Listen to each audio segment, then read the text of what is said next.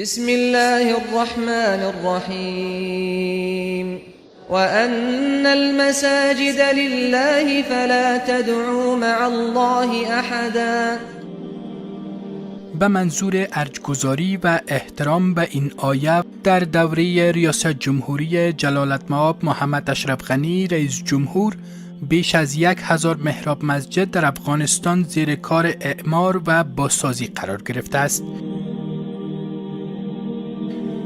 این مساجد توسط اداره عملیاتی ریاست جمهوری، وزارت ارشاد، عج و اوقاف، وزارت شهرسازی و اراضی و اداره زون پایتخت مورد اعمار و بازسازی قرار گرفتند. اداره عملیاتی ریاست جمهوری در نخستین گام اعمار مساجد در ولایات مختلف کشور را با مرمت و بازسازی مسجد دلگشا و مسجد قصر گلخانه در محوطه ارگ ریاست جمهوری آغاز کرد. این مسجد گلخانه است و در زمان امیر عبدالرحمن خان در یک منزل به مساحت 300 متر مربع زمین و با گنجایش 250 نمازگزار اعمار شده است که به دلیل عدم توجه بخش‌های این مسجد تخریب شده بود و نیاز اساسی به بازسازی داشت. در سال 1396 خورشیدی اداره عملیاتی ریاست جمهوری بر اساس هدایت رئیس جمهور محمد اشرف غنی بازسازی مسجد گلخانه را روی دست گرفت و سرانجام این مسجد پس از بازسازی هویت تاریخی خود را بازیافت.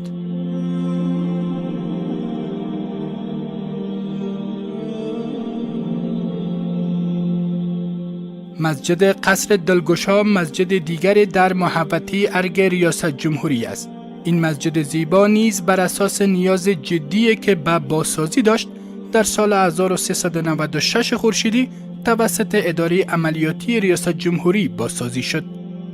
نمای بیرونی و ستونهای این مسجد با سنگ‌های گزک، پل چرخی و رخام هلمند و میدان وردک پوشانیده شده و دروازه ورودی و پنجره‌های آن با چوب ارچه کنر مزین شده است.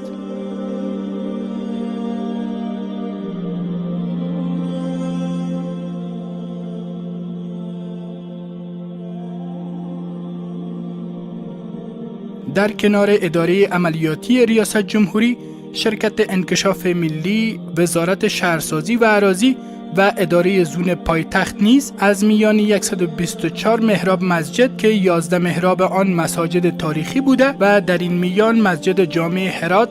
شاه دو شمشیره، مسجد ایدگاه، پل خشتی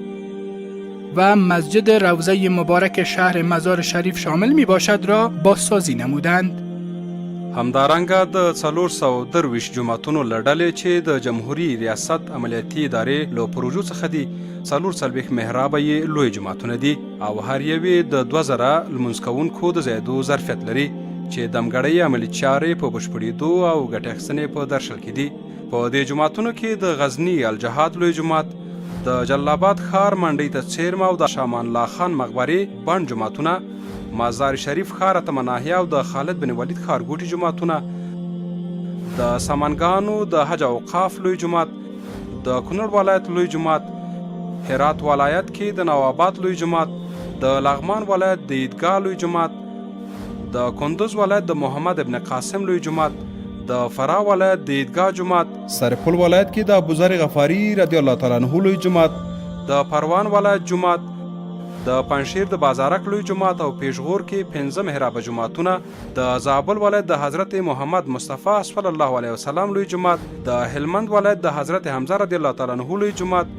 د کاپیسا ولایت د البیرونی پانتون لوی جماعت، د بادغیس ولایت عیدګاه او د قلعه‌نو جماعتونه، د نیمروز ولایت لوی جماعت،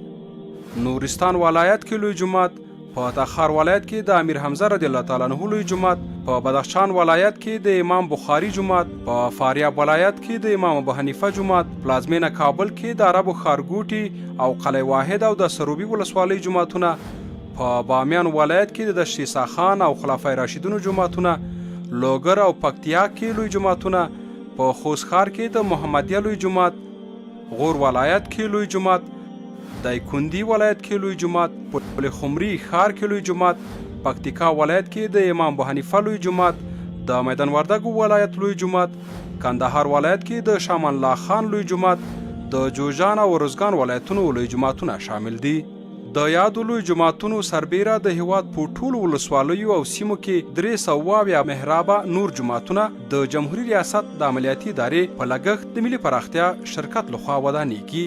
چې له 300 څخه تر 200 لمونځ کوونکو پورې د زایدو ظرفیت لري.